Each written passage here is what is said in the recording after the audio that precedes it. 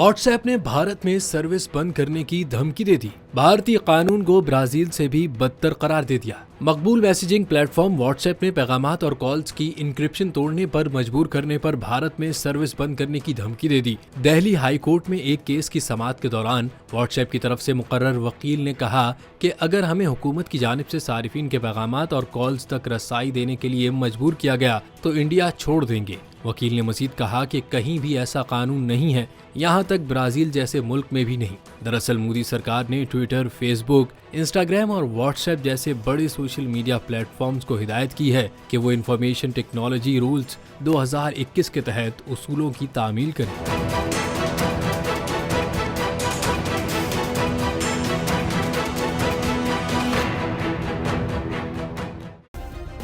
Subscribe करें और bell दबाएं ताकि कोई खबर रह न जाए।